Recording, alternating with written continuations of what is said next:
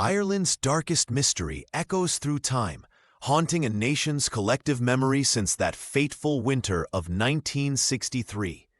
An entire family disappeared without a trace, leaving behind only whispers and speculation that persist to this day.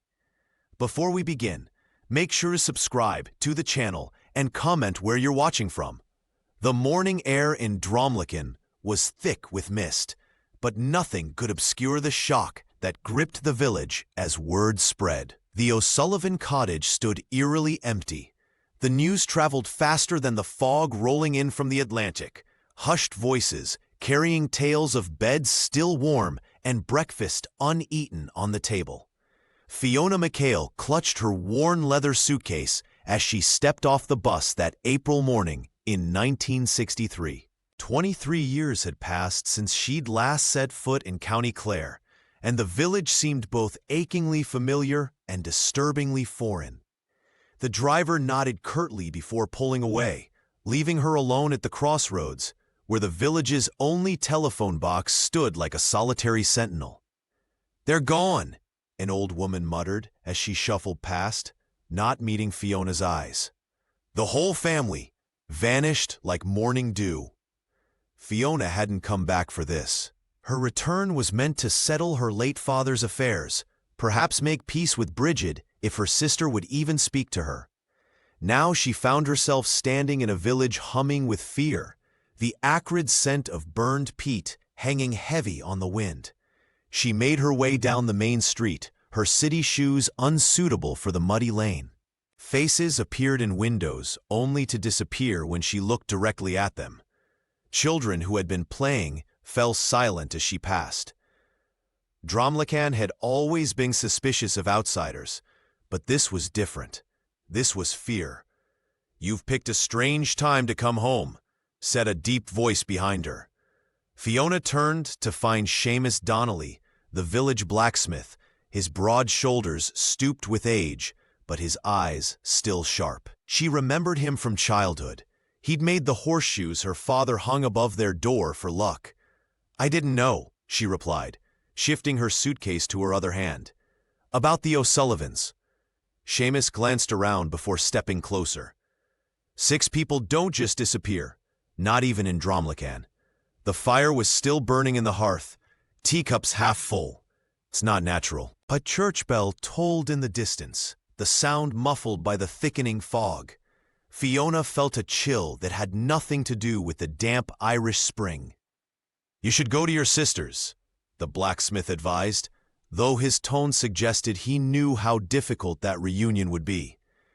"Bridget might not welcome you with open arms, but these aren't times for anyone to be alone." As Fiona continued toward her sister's cottage, she couldn't shake the feeling that unseen eyes followed her progress. The mist seemed to part before her and close behind, as if she were walking through a living thing. In London, she'd forgotten how the fog in Dromlichan had a presence all its own, how it could swallow sounds, distort distances, and sometimes, if the old stories were to be believed, hide things that shouldn't be seen. Fiona McHale stood before the weathered cottage door, her knuckles hovering inches from the wood. 23 years of silence stretched between her and the woman inside. She finally knocked. 3 sharp raps that seemed to echo across the rolling hills of Dromlichan. Bridget Carney opened the door with a teacup in hand, her face hardening at the sight of her sister. Without a word, she turned and retreated into the cramped kitchen, leaving the door ajar, neither a welcome nor a rejection. "You look well," Fiona offered, setting her battered suitcase by the door. The kitchen was exactly as she remembered. Copper pots hanging above the small stove, the same wooden table with its uneven legs, the faint smell of soda bread and peat smoke. "Why are you here?" Bridget's voice was brittle as she poured tea into a second cup. "London not exciting enough anymore?" "I heard about the O'Sullivans." Fiona accepted the cup, noticing how her sister's hands trembled slightly. "The whole family? Just gone. You thought you'd come play detective?" Bridget's eyes flashed. "Always poking where you don't belong. The accusation hung between them, heavy with history. Fiona stared into her tea, watching the leaves swirl. That was a lifetime ago. Not to me. Brigid turned to the small window overlooking the garden, where raindrops traced lazy patterns on the glass. You left me to face it all alone. I was 19, Fiona whispered, and scared. So was I, Brigid's voice cracked. Mother was barely cold in her grave when you packed your bags. Outside, rain began to fall harder, drumming against the cottage roof. The sisters sat in silence, the weight of unspoken words filling the space between them. Did you know them well? Fiona finally asked. The O'Sullivans? Something shifted in Brigid's expression. Fear, perhaps, or guilt. Well enough. She hesitated. Siobhan O'Sullivan borrowed my recipe book the day before. Said she was making her husband's favorite stew. And now they're gone, Fiona murmured. All 6 of them. This isn't London, Brigid snapped. Dromlicon has ways of dealing with its own troubles. We don't need outsiders stirring things up.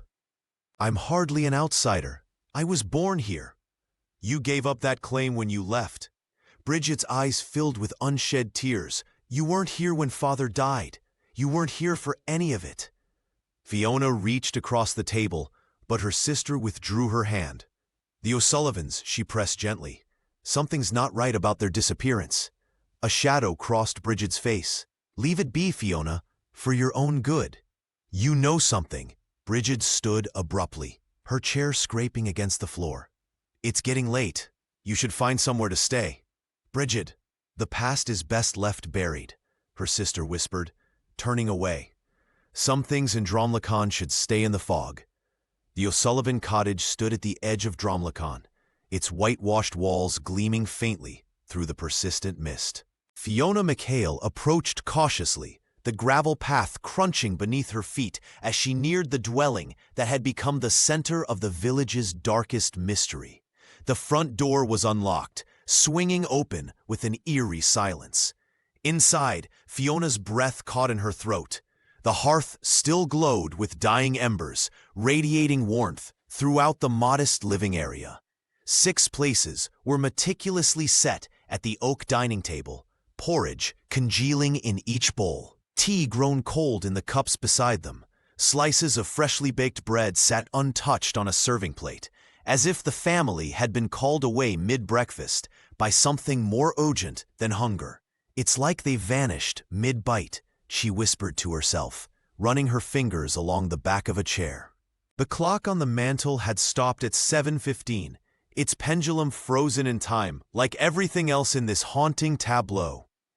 What disturbed Fiona most wasn't what she found, but what she didn't. No signs of struggle marred the cottage's peaceful interior. No overturned furniture, no broken dishes, no evidence of panic or flight.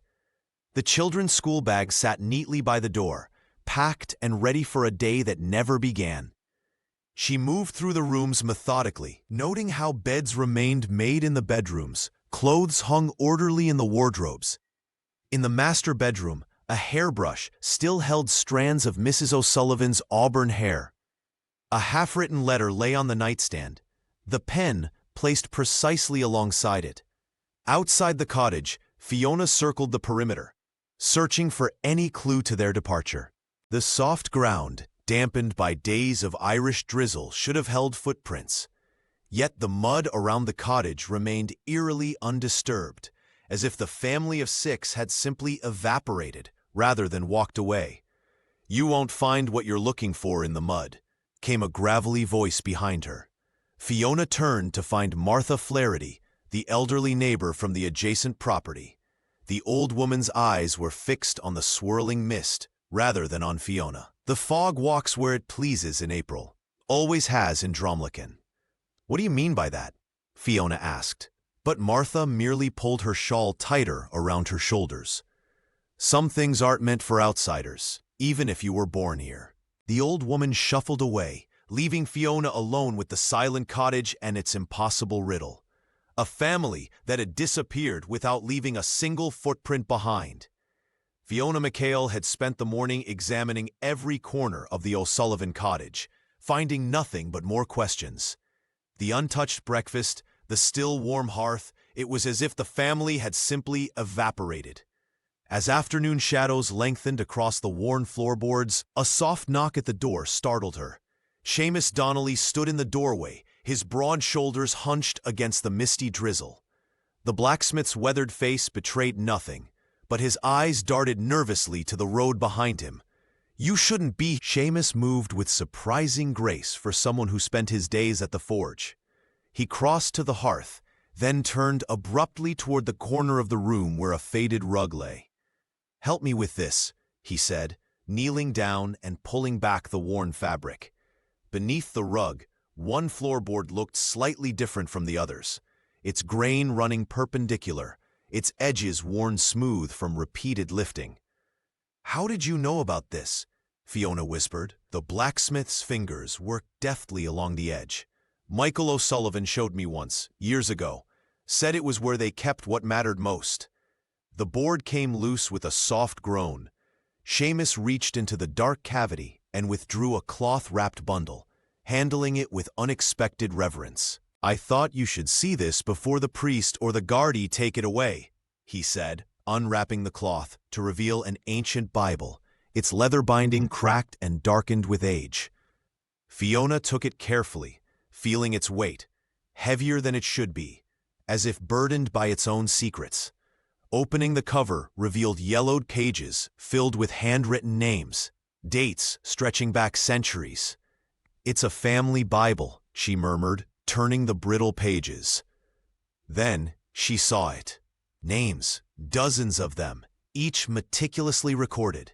But 5 entries had been crossed out with what appeared to be red ink, the strokes angry and decisive. "These names," she said, pointing to the defaced entries. "I know these people. They're still in Dromlicon." Seamus nodded grimly. "Aye, that's what troubles me. Why would the O'Sullivans mark out the living?" Fiona traced a finger over one of the cross names. "And the ink? It's not quite dry." The blacksmith's face paled. "That's not ink," he whispered. "Look closer." When Fiona realized what had been used to mark the names, the Bible nearly slipped from her trembling hands. In the silence of the abandoned cottage, the implications hung between them like a physical presence. Another mystery layered upon the first, each more disturbing than the last. Father Killian Byrne intercepted Fiona MacHale outside the church, his tall figure casting a long shadow across the weathered stone steps. The morning fog clung to his cassock like a second skin, and his face, usually composed during Sunday sermons, now carried the tight lines of unspoken concern. "Miss MacHale, a word," he called, gesturing toward the small parish office. His tone left no room for refusal. Inside, the cramped space smelled of old books and candle wax. Father Byrne closed the door with deliberate care before turning to face her. "I understand you've been asking questions about the O'Sullivans," he began, folding his hands before him, "and that you've come into possession of certain items from their home." Fiona felt the weight of the Bible in her bag, pressing against her side like an accusation. "News travels fast in Dromlicon," she replied evenly. "Some things are best left undisturbed," the priest continued. "This parish has seen enough trouble without stirring up old earth. The people here need peace, not more questions that have no answers." His words carried the practiced cadence of authority, but something in his demeanor betrayed him. The clergyman's eyes darted repeatedly to her bag, as if he could see through the worn leather to the Bible hidden within. "6 people don't simply vanish without explanation, Father," Fiona countered. "The children alone." "God's will is mysterious," Father Byrne interrupted, his voice rising slightly. "Sometimes we aren't meant to understand his purpose." As he spoke, his hands began to tremble. He quickly clasped them together, but not before Fiona noticed. "Is that what you told their relatives, their friends?" she pressed. The priest's face hardened. "I've counseled those who needed comfort. I've done my duty." When Fiona reached into her bag, Father Byrne took an involuntary step backward. She slowly withdrew the Bible, watching as color drained from his face. "And what of these names?" she asked, not opening the book but holding it between them like evidence. Crossed out in red ink. 5 belonged to people still living in this village. Father Burns' composure cracked further. "Where did you—" He stopped himself, drawing a deep breath. "That old book contains nothing but superstition and fear, the ravings of troubled minds." "You recognize it then?" The priest moved toward the window, staring out at the graveyard beyond. "Miss McHale, you left Dromlicon for a reason. London has been good to you. Perhaps it would be best if you returned there." His words carried the unmistakable edge of a threat, though softly delivered. "I'm staying until I understand what happened," Fiona replied. Father Byrne turned back, his expression unreadable. "Then God help you," he whispered, "because I cannot." The silver light of the moon barely penetrated the thick clouds hanging over Dromlicon that evening. Fiona McHale sat by the window of her temporary lodgings, the events of the day weighing heavily on her mind. Sleep refused to come, her thoughts consumed by the Bible with its crossed-out names and Father Cillian Burns' trembling hands. Just as the grandfather clock in the hallway struck midnight, the distinct hoot of an owl pierced the silence. Not just any call, it was the same 3-note pattern her mother used to mimic when telling bedtime stories. Fiona felt a chill run down her spine that had nothing to do with the April night air. Almost in a trance, she wrapped her woolen shawl around her shoulders and stepped outside. The village was eerily quiet, with only distant waves crashing against the Clare coastline providing any soundtrack to her midnight wandering. Her feet seemed to know where to go before her mind did, leading her directly to the O'Sullivan property. The garden, once meticulously maintained by Mrs. O'Sullivan, was now beginning to show signs of neglect. After nearly 2 weeks without tending, vegetable rows stood in perfect formation, waiting for hands that might never return. The owl hooted again, this time from the direction of an old scarecrow standing sentinel over the cabbage patch. Fiona approached cautiously, her heart pounding in her chest. The scarecrow was a simple affair, worn clothes stuffed with straw, a burlap sack for a head with coal buttons for eyes. But something glinted at her breath caught in her throat.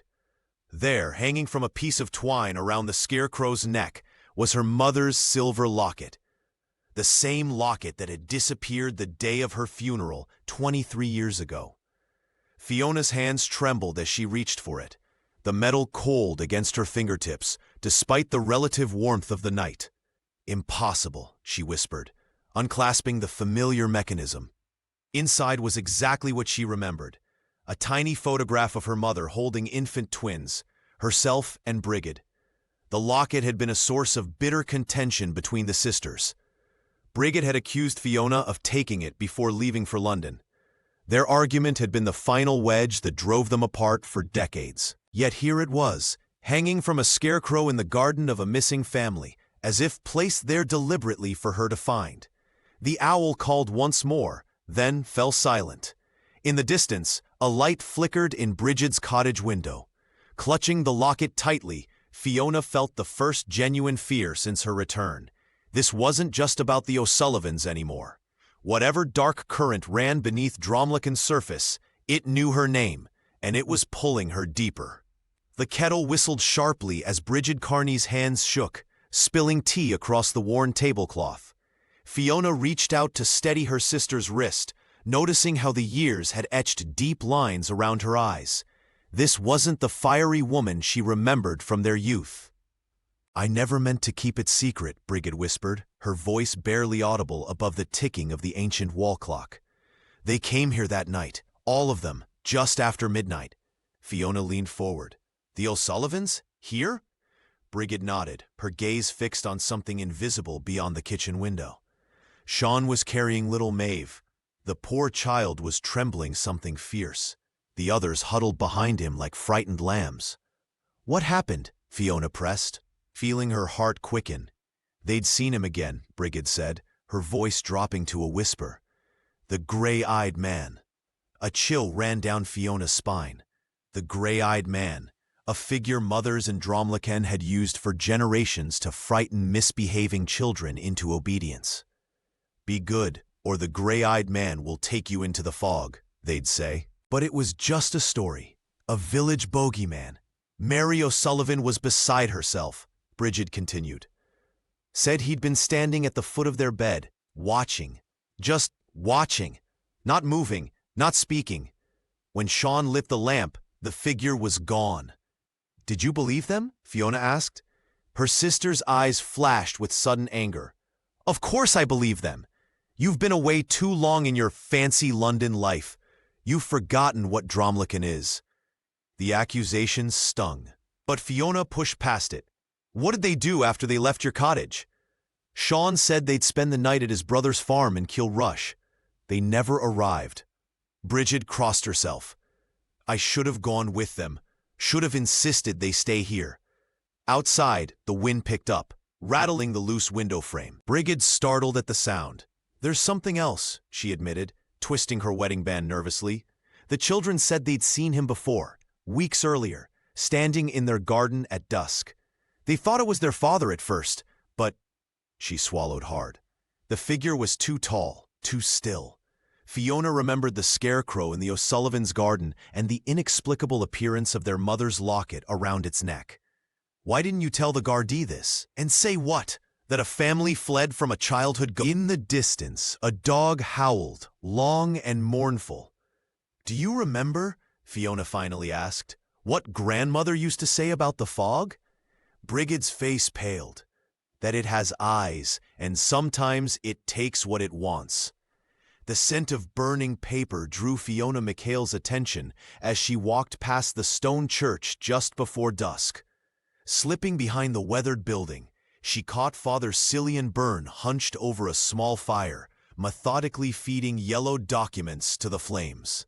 His cassock fluttered in the evening breeze as he worked with unexpected urgency. "Just clearing old records," the priest explained without looking up, his voice strained. "Nothing of importance." Fiona noticed how his hands trembled slightly. The clergyman's face, usually composed during Sunday sermons, now bore the tightness of someone desperate to erase something before it could be discovered. When he stepped away briefly to retrieve more papers from a wooden box, she darted forward, using a fallen branch to pull a partially burned fragment from the edge of the fire.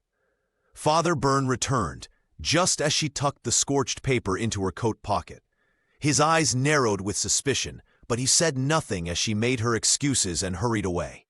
Back in her temporary lodgings, Fiona carefully unfolded the rescued document. Most of it was blackened beyond recognition, but 3 words remained legible in faded ink: "Children of the Fog." The phrase sent a chill down her spine, awakening distant memories of her childhood in Dromliken.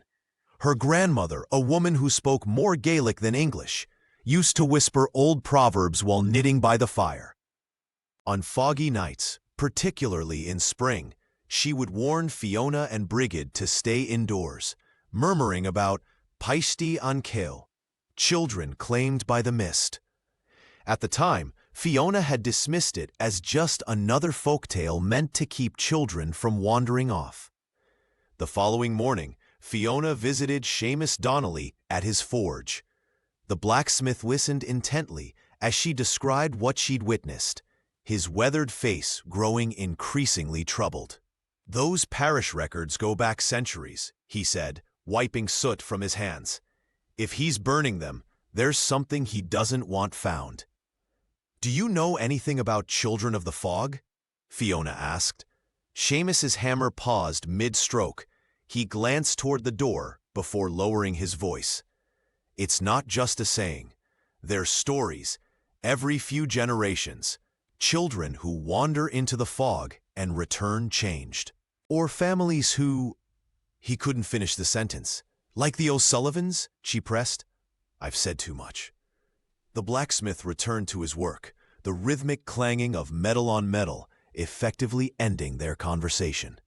That night, Fiona dreamed of her grandmother's voice, whispering warnings in Gaelic about doors that should remain closed and bargains made in desperate times. She awoke with the certainty that the disappearance of the O'Sullivan family was connected to something ancient, something the village had been keeping secret for generations.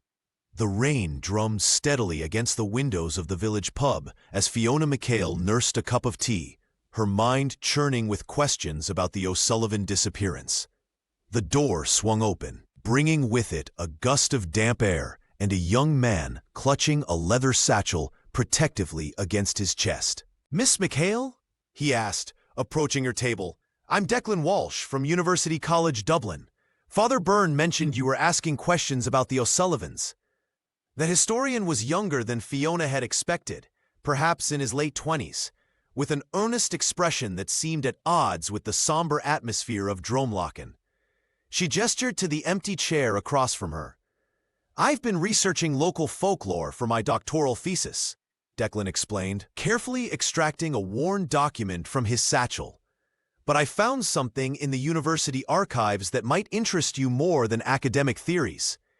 The manuscript he placed before her was yellowed with age, its edges crumbling despite careful preservation. Declan pointed to a passage written in faded ink. This account from 1767 describes the disappearance of the Flaherty family, 6 people vanishing overnight from their home near the monastery ruins. Their table was found set for breakfast, fires still burning, no signs of struggle. Fiona's fingers trembled as she traced the ancient handwriting, just like the O'Sullivans. "Exactly," the academic nodded. "And there's more. The Flahertys disappeared during the spring equinox, after reports of unusually thick fog. The villagers at the time blamed the Grey Man of the Mists."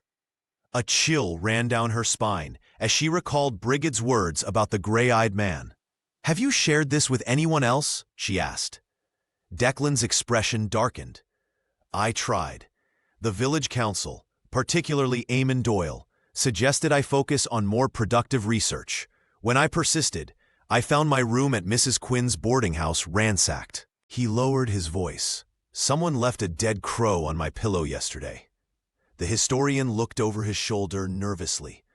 "I'm not easily frightened, but these people protect their secrets with remarkable dedication. Whatever happened to the O'Sullivans isn't just about one family. It's something this village has been hiding for centuries." Fiona studied the young man's face, recognizing the same determination that had brought her back to Dromlochen. "We need to be careful," she whispered. "If what you found is true, then history isn't just repeating itself, it's following a pattern." Declan nodded grimly. "And if the pattern holds, Miss McHale, we don't have much time before it happens again." The storm had been brewing for days, gathering strength over the Atlantic before unleashing its fury on Dromlochen. Rain lashed against windows and wind howled through the narrow streets, a tempest unlike any the village had seen in years. By morning, the damage was evident. Fences toppled, roof tiles scattered, and most notably, the ancient sycamore that had stood sentinel beside the O'Sullivan barn for generations now lay uprooted, its massive root system exposed to the gray Irish sky. Fiona McHale stood in the muddy yard, rain-soaked and breathless. Where the tree had once stood, a dark opening gaped in the earth, a perfect square cut into the soil, with worn stone steps descending into darkness. "Jesus, Mary, and Joseph," whispered Seamus Donnelly, appearing at her side. The village blacksmith's weathered face had gone pale. "I've lived here my whole life and never knew this was here." Fiona glanced at him. "We need to see what's down there." Armed with lanterns borrowed from Brigid's kitchen, they descended the slick stone steps. The air grew colder with each step, carrying a musty scent of earth and something older, something that made the hairs on Fiona's neck stand on end. The chamber opened before them, roughly hewn from the bedrock beneath Dromlochen. Their lantern light danced across walls covered in carvings, spirals, knots, and symbols neither recognized from any Christian tradition. Pagan markings, ancient beyond reckoning, telling stories neither could read. "Look," Seamus said, his voice barely audible as he directed his light toward the center of the floor. 6 iron rings, each the size of a dinner plate, were set in a perfect circle in the stone floor. Rust had claimed much of the metal, but they remained firmly embedded, unmovable when Fiona tested one with her foot. 6 rings, she murmured. 6 O'Sullivans. The blacksmith nodded grimly. This is old magic, Fiona. The kind my grandfather warned about. The kind the church tried to stamp out centuries ago. In the center of the circle formed by the rings, a symbol was carved deep into the stone, the same spiral marking Fiona had seen on the bones in the marsh. "What is this place?" she asked, though she feared she already knew. Seamus moved his lantern slowly around the chamber. A place of sacrifice, perhaps, or a doorway. To where? The blacksmith's eyes met her. The lantern flames flickered, casting monstrous shadows that seemed to move of their own accord across the ancient walls. "We shouldn't be here," Seamus said finally. "This is what Father Byrne has been hiding. This is what the village has been protecting." Fiona knelt beside one of the iron rings, running her fingers along its cold surface. "This is where they went, isn't it? The O'Sullivans?" But Seamus was already climbing the steps, desperate to return to the light. Fiona McHale tossed in her narrow bed at Bridget's cottage, the scratchy woolen blanket twisted around her legs. Sleep had finally claimed her, after hours of turning the day's discoveries over in her mind. But her dreams offered no respite. She found herself standing in a vast field bathed in silver moonlight. Dozens of mirrors stood upright in the grass, their surfaces not reflecting the night sky, but showing impossible scenes, corridors that couldn't exist, rooms she'd never entered. In one, she saw the O'Sullivan kitchen, exactly as she'd found it, breakfast still waiting on the table. "Help us find the way back," called a child's voice, the words somehow reversed, yet understandable. Fiona turned to see the 3 O'Sullivan children, standing hand in hand between the mirrors. Their faces were pale, eyes dark hollows. "The gray man keeps us where time doesn't move." She tried to reach them, but the mirrors shifted like living things, blocking her path. The youngest O'Sullivan girl pointed to something on the ground, a scrap of fabric, embroidered with the same spiral symbol Seamus had shown her in the underground chamber. "Take it," the child whispered, her voice echoing as though from the bottom of a well. "It marks the way." Fiona bent to pick up the cloth, and suddenly the ground beneath her feet became soft, sucking mud. She sank to her ankles as the children's voices grew fainter. She woke with a gasp just before dawn, her heart hammering against her ribs. The cottage was silent, except for Brigid's soft snoring from the next room. Something felt wrong. Throwing back the covers, Fiona froze at the sight of her feet, caked in dark, still wet mud. Impossible. She hadn't left the cottage. Brigid always locked the door at night, a habit from decades of village life. It was then she noticed her right hand was clenched tight around something. Slowly, she uncurled her fingers to reveal a small piece of cloth, frayed at the edges. Embroidered in faded red thread was the same spiral symbol from her dream, identical to the marking on the bones in the marsh. Fiona bit back a cry, not wanting to wake her sister. She stared at the fabric scrap, mind racing. The historian had mentioned similar phenomena in his research, people experiencing what he called time slips near ancient sites. But this was different. This was real mud on her feet, a real piece of cloth in her hand. She looked toward the window. The fog was thick this morning, pressing against the glass like a living thing. Somewhere in that mist, she was certain, the O'Sullivans were trying to reach her, or perhaps warning her away. The spring rains had been relentless for days, turning the marshlands at the edge of Dromlican into a sodden, treacherous expanse. Fiona McHale stood at the periphery, watching as the local Gardaí waded through the muck, their faces grim beneath their caps. The downpour had washed away layers of peat and soil, revealing what no one in the village wanted to see: human remains scattered like terrible secrets across the exposed earth. Nothing to concern yourself with. Sergeant Murphy assured the small crowd that had gathered. Old famine graves, that's all. Common enough in these parts. But Fiona noticed how his eyes wouldn't meet hers, how quickly he dismissed the villagers. She waited until most had dispersed before approaching the edge of the cordoned area. The bones were being collected methodically, placed in containers without the reverence she felt they deserved. That's when she spotted it. A distinct spiral symbol etched into one of the larger fragments. "You shouldn't be this close, Miss McHale," the sergeant warned, but she had already seen enough. Later that afternoon, Fiona met Declan Walsh at the small guest house where he was staying. The young historian's room had become a makeshift research station, papers and photographs covering every surface. "The Gardaí are wrong," Declan said, pushing his glasses up his nose. "These are just famine victims." He spread out several photographs on the bed. "I've been cross-referencing with carbon dating results from similar finds. Some of these remains date back to the 18th century, others to the early 1900s. "And the spiral?" Fiona asked. The academic's fingers trembled slightly as he produced a sketch. "It appears on all of them, a marking that spans centuries, always the same design, always in the same location on the bone."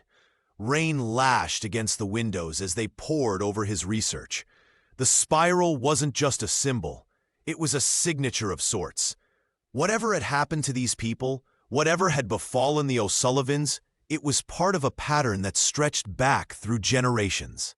"The locals know more than they're saying," Declan whispered, glancing nervously toward the door. "Yesterday, I found my research disturbed. Someone had been through my notes." Fiona thought of Father Byrne burning records, of Seamus Donnelly's reluctant revelations, of her sister's fearful eyes when speaking of the gray-eyed man. "We need to go back to the marsh tonight," she decided, "before they remove everything." Declan nodded, though fear flashed across his face. "There's something else. The position of the bones. They were arranged in a circle, just like those iron rings we found beneath the barn." Outside, the rain continued to fall, washing away the earth that had kept Dromlicken's secrets buried for so long. Fiona wondered how many more layers would need to be stripped away before the truth finally emerged from the mud. The rain beat a steady rhythm against the windows of Seamus Donnelly's workshop as Fiona McHale stepped inside, shaking droplets from her coat. The blacksmith's weathered hands trembled slightly as he set down his tools, his eyes refusing to meet hers. The discovery of the bones in the marsh had changed something in him, broken some internal dam of silence. "My grandfather told me things," Seamus began, his voice barely audible above the rainfall. "Things about Dromlicon that weren't meant to be passed down." He gestured for Fiona to sit on a wooden stool beside the dying embers of his forge. The warmth couldn't chase the chill that settled in Fiona's bones as Seamus revealed what generations of Donnellys had guarded. In the 1700s, when famine and disease threatened to wipe Dromlicon from existence, the village elders had sought help beyond Christian prayer. "They found something in the old ways," he whispered. "A ritual at the Standing Stones during the thinnest time between Samhain and winter's depth." Seamus described how the village had made a pact with forces that dwelled in the spaces between worlds, entities that existed where the veil between realms grew thin. These beings offered protection from hardship, disease, and even the English soldiers who ravaged neighboring communities. "But such bargains always demand payment," Fiona murmured, understanding dawning in her eyes. The blacksmith nodded grimly. "Every generation, the fog comes thicker in April, and sometimes it takes what it's owed." Fiona's hands clenched. "The O'Sullivans. And others before them. My grandfather spoke of families in the 1800s. The parish records Father Byrne burned. They held the names of all who were taken." Seamus reached for a small wooden box beneath his workbench. "The village prospers while others suffer. Our crops never fail completely. Disease passes us by. But the price is." He opened the box to reveal a small iron token, ancient and worn smooth, bearing the same spiral symbol found on the marsh bones. The elders pass these down, a reminder of the bargain, of what we've done to survive. His voice cracked. I've carried this burden since I was 20. I can't anymore. Fiona studied the token, understanding now why Brigid had been so afraid, why Father Cillian Byrne had warned her away. The village hadn't just witnessed the disappearance of the O'Sullivans. They had participated in it through centuries of silence and acceptance. Does everyone know? She asked. Only the oldest families. The rest just understand not to ask questions when the fog comes. Seamus looked up, his eyes haunted. But the pact is changing. Something's wrong. The O'Sullivan girl shouldn't have returned. Not after being taken. Outside, the rain intensified, and fog began to curl around the edges of the workshop door. Unseasonable, unnatural, and carrying whispers that neither of them dared acknowledge. The village of Dromlacan had maintained its Beltane traditions, despite Father Cillian Byrne's occasional sermons against pagan revelry. This first day of May brought villagers to the green, where children danced around the maypole with colorful ribbons. While they've done this every year since before my grandfather's time, Seamus Donnelly explained, appearing at Fiona's side. Some traditions you don't break, no matter what darkness hangs over the village. The celebration reached its peak as the children completed their dance, the ribbons forming an intricate weave around the tall wooden pole. Then came the sound, a sharp crack that silenced the crowd. The maypole swayed dangerously before splitting in two, its upper half crashing to the ground as villagers scattered. In the hollow center of the broken pole, something fluttered. Declan Walsh, who had been documenting the festival for his research, reached it first. His face paled as he extracted what appeared to be a child's drawing.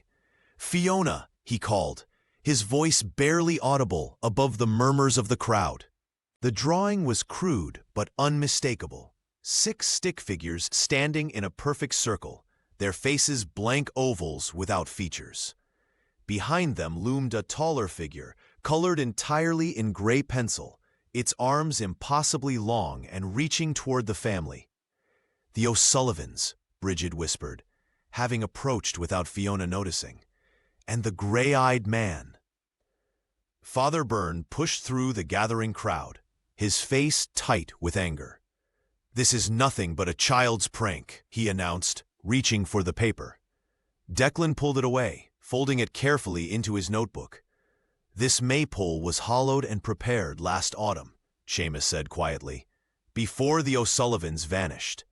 But chill ran through the gathering despite the mild May sunshine." The historian caught Fiona's eye, a silent communication passing between them. Was this a warning that had gone unheeded? Or was it something more, a memory preserved by small hands that somehow knew what was coming? The festival disbanded quickly after that, villagers hurrying home with darting glances over shoulders. The broken maypole lay abandoned on the green, its hollow center exposed like a wound in the earth itself. "Someone knew," Fiona said to Declan as they walked away. "Someone in this village knew what would happen to that family." The young historian nodded grimly. "The question is whether they tried to warn them or helped make it happen." The evening sky had begun its slow descent into dusk when Seamus Donnelly appeared at Brigid's cottage, where Fiona McHale had been staying. His weathered face was etched with determination as he gestured for her to follow him without explanation. "There's something you need to see," the blacksmith muttered, his voice barely audible above the wind that swept across the hills surrounding Dromlacan. They walked in silence for nearly an hour, leaving the village behind and traversing sheep-dotted fields. Fiona's shoes were caked with mud by the time they crested a final hill and descended into a hidden glen nestled between 2 ancient oak groves. "My grandfather brought me here when I was just a boy," Seamus said, pointing to a circle of standing stones that rose from the earth like silent sentinels. "These markers are older than Christianity in Ireland." Fiona counted 12 stones in total, each positioned with deliberate precision around the circumference of the glen. Some stood tall and proud, while others had partially sunk into the soft earth over centuries of rainfall and frost. The old ones knew things we've forgotten, he continued, running his calloused hand over the nearest stone's surface, tracing weathered symbols that resembled crescent moons and spirals. Each stone aligns with a different phase of the moon. When the full moon rises directly over that tallest one there, something happens to this place. The twilight deepened around them, painting the glen in shades of purple and blue. As darkness settled, Fiona felt a strange sensation begin to build within her, a pulling, as if invisible threads were tugging at something deep in her chest. "Do you feel it?" Seamus whispered, noticing her sudden stillness. She nodded, unable to articulate the sensation. It was as if the ground beneath her feet had become somehow permeable, the boundary between her body and the earth blurring. The stones seemed to pulse with a rhythm that matched her heartbeat. "My grandmother used to say that places like this are where the old blood remembers," Fiona murmured, recalling fragments of stories told around peat fires in her childhood. "As if the land itself is trying to speak through our ancestors' bones." Seamus nodded grimly. "The O'Sullivans came here the night before they vanished. Father Byrne doesn't know I saw them, but they were here, walking between the stones just as the moon reached its height. A cold breeze swept through the glen, carrying with it the scent of damp earth and something older, something Fiona couldn't name but recognized in the marrow of her bones. The fog came down that night," the blacksmith said quietly, "thicker than anyone had ever seen. By morning, they were gone." As darkness fully claimed the glen, Fiona could have sworn she heard whispers emanating from the spaces between the stones, voices speaking in a language she almost understood. The rain pounded against the windscreen of the bus as Fiona McHale watched the Galway coastline emerge through sheets of water. She clutched her handbag tightly, feeling the weight of the rubbing she'd made from the chamber walls. The symbols had haunted her dreams for 3 nights straight. University College Galway loomed gray and imposing as she hurried across the courtyard, her coat pulled tight against the coastal wind. Professor Eleanor Fitzgerald was waiting in her cluttered office, surrounded by stacks of ancient texts and weathered manuscripts. "These markings are pre-Christian," the linguist said, adjusting her spectacles as she studied the rubbings. Her fingers traced the spiral patterns with reverence. "Possibly even older than the Newgrange carvings." Fiona leaned forward, watching the professor's face for any reaction. "Can you translate them?" "It's not a straightforward translation," Eleanor replied. "These symbols work together as a system, not individual words. They're meant to be read in conjunction with lunar cycles and seasonal markers. The afternoon stretched into evening as they worked. Rain continued to lash against the windows, creating an isolated bubble of concentration. The professor pulled down reference books, comparing symbols and making notations. "Here," she finally said, pointing to a particular spiral. "This represents a thinning, a passage between worlds, and these markings around it indicate time distortion." Fiona felt a chill that had nothing to do with the damp weather. The O'Sullivans disappeared without a trace. Could they have crossed over? Eleanor didn't dismiss the idea outright, which unsettled Fiona even more. These markings form a warning, something about cycles and returns. She paused, scribbling on a notepad. The closest modern translation would be, "Close the circle, lest the fog claims more than memory." "What does that mean?" Fiona asked, thinking of the iron rings embedded in the chamber floor. "Circles have powerful meaning in ancient Irish belief systems," the professor explained. "They represent completion, protection. Breaking a circle or leaving it open invites chaos." As darkness fell over Galway, Eleanor made a final connection.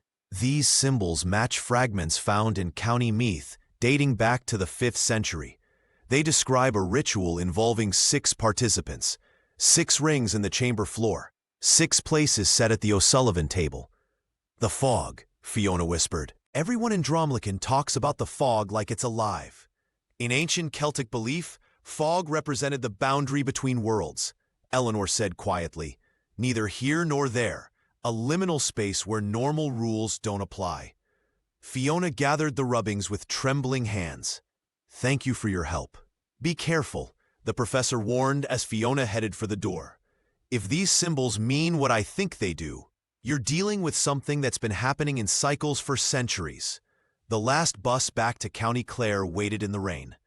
As Fiona boarded, she knew she was returning to Dromlican with answers that might prove more dangerous than questions. Fiona MacHale returned to Dromlican with her findings from Galway, the weight of ancient secrets pressing down on her shoulders like the perpetual Irish mist. The village had changed in her absence, not physically, but in the invisible currents that ran between its people. As she walked down the main road, neighbor Declan Walsh stood at the edge of the group, arms crossed defiantly. The young historian had rallied several of the village's younger residents, including the schoolteacher's son and the twins who worked at the local establishment. "We've lived in fear long enough," Declan challenged, his academic reserve giving way to passionate conviction. "If there's a truth about what happened to the O'Sullivans, we deserve to know it." The division cut through families. Brigid Kearney stood uncertainly between the groups, her eyes meeting her sister's across the crowd. For the first time since Fiona's return, there was something besides resentment in her gaze. A flicker of solidarity, perhaps even hope. Seamus Donnelly emerged from his workshop, wiping soot-stained hands on his apron. The blacksmith's presence commanded a momentary hush. "My grandfather spoke of a choice made generations ago," he said quietly. "Maybe it's time for a new choice." That evening, the village hall filled beyond capacity. The air was thick with tension as Father Byrne pounded his fist on the podium. "This curiosity will be our undoing. The fog protects as much as it takes." An elderly woman rose shakily to her feet. "My cousin disappeared in 1928. Same way as the O'Sullivans. We never spoke of it again. That was our way." "And that way has failed us," Declan countered, standing tall despite the murmurs of disapproval. "How many more families must vanish before we confront what haunts this place?" The meeting dissolved into chaos, accusations hurled across generations, old grievances resurfacing alongside ancient fears. Through it all, Fiona watched the deepening fracture in the village that had once been so unified in its silence. As she left the hall, Declan caught up with her, determination etched on his face. "Whatever happens next," he said, "there's no going back to how things were." Fiona nodded, knowing the truth of his words. Dromlican had kept its secrets for centuries, but now, like the bones in the marsh, they were rising to the surface, impossible to bury again. The crumbling walls of the ancient monastery loomed against the darkening sky as Fiona MacHale approached. Wind whistled through broken arches, carrying whispers that seemed almost human. This place had stood since before Dromlican existed, its stones witnesses to centuries of secrets. "We shouldn't be here," Brigid hissed, clutching her coat tighter. "This ground has never been kind to our family." Declan Walsh moved ahead with his torch, illuminating moss-covered stones and weathered Celtic crosses. The young historian had become Fiona's most steadfast ally, despite the threats from village elders. Behind them, Seamus Donnelly carried a worn leather satchel containing the ancient Bible with its blood-red markings. "The alignment is perfect tonight," Seamus explained, pointing to where moonlight streamed through a circular window, creating a perfect silver pool on the stone floor. "The veil between worlds thins here." As they reached the central chamber, Father Killian Byrne emerged from the shadows, his face ashen. "I begged you to leave this alone," the priest said, his voice breaking. "Some doors were never meant to be opened again." Fiona stood her ground. "The O'Sullivans deserve to come home." "At what cost?" Father Byrne demanded. "Our ancestors made this pact to protect Dromlican. The Fog takes one family every 2 centuries, a sacrifice that keeps the village safe from what lies beyond." The blacksmith unfolded a weathered parchment on the stone altar, revealing intricate diagrams matching the carvings they'd found beneath the O'Sullivan barn. The ritual can be reversed, he explained. We can bring them back. But the protection ends. Brigid finished, her eyes wide with understanding. The fog will come for others, maybe all of us. Moonlight intensified as clouds parted, illuminating 6 iron rings embedded in the monastery floor, identical to those in the underground chamber. The silver locket around Fiona's neck grew inexplicably warm. You have a choice, Father Byrne said softly. Complete the ritual and bring the O'Sullivans back, but invite whatever waits in the fog to enter our world freely, or seal the passage permanently, ensuring their sacrifice protects future generations. Fiona's hands trembled as she placed the Bible in the center of the moonlit circle. The names crossed in red ink began to glow, including 5 belonging to villagers still living in Dromlicon. They're not gone, Declan whispered, pointing to the manuscript. They're trapped between worlds, neither living nor dead. The wind rose to a howl as Fiona stood at the threshold of decision.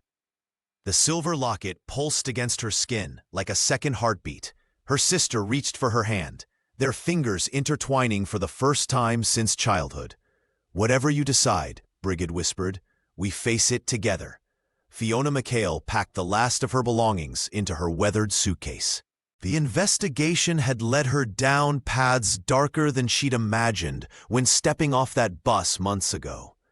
Some truths, she had decided, were better left buried in the misty fields of Dromlicon. Her journal lay open on the small writing desk, half filled with observations, testimonies, and sketches of the strange symbols from beneath the O'Sullivan barn.